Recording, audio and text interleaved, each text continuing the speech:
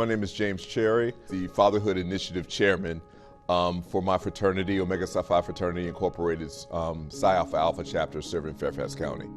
The program is, to me, is a very in-depth program for fathers that have either been referred or there are some that attend voluntarily.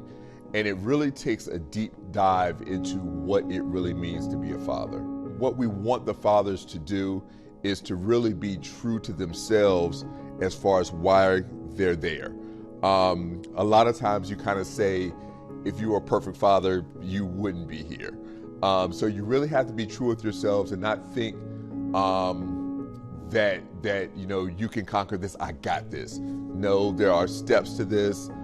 Some people have found that they need that type of certification in order to show the courts, look, I've taken these steps in order to improve myself.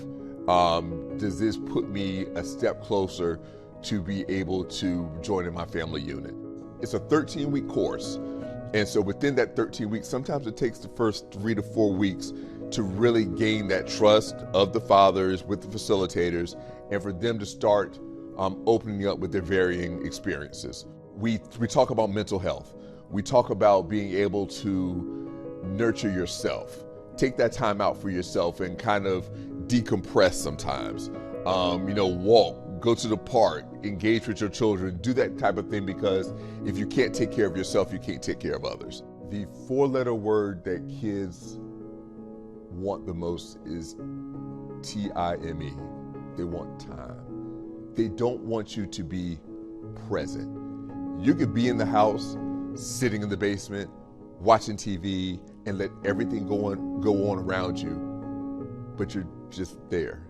You're on the couch. You're not spending time. That's literally the foundation of everything that we teach, is spending that time with your child, learning who your child is, not lumping your child in with every other child. Like I said, the discipline piece of it is huge. We even go to, and it's unfortunate that we have to address it, we even address things such as domestic violence.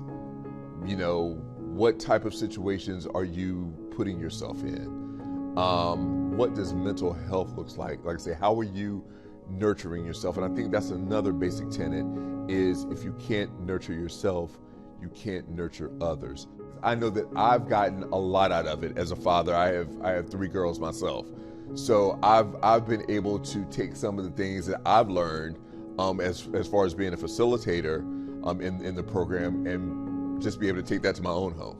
And I've run into some of the guys, out and about within the community, and they're really thankful for the fact that that program even exists. I think other jurisdictions could really learn a lot from the program. So it wouldn't surprise me if this program was emulated in other places.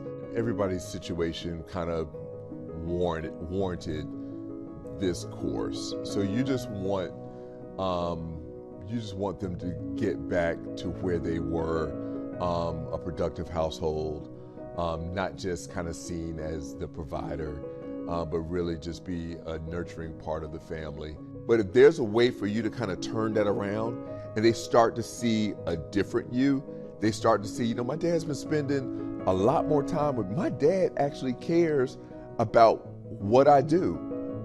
He actually cares about my homework. He actually has told me, don't go outside at this time of night because these things can happen to you. He cares about my welfare. He cares about my well-being. You know what? He's a completely different person than that person that used to come home every day. So, and then if you can take that and you grew up with that as an adult, then you may start to mirror some of those things. Or if you have daughters, your expectations possibly for what you look for in a partner shift. Before I was used to this, but now, these are some of the attributes that I'm looking for. Because my father showed me that he could change and that he was this way. This is the type of man that I might need, to look for. So I think it could change a lot of perspectives in that regard.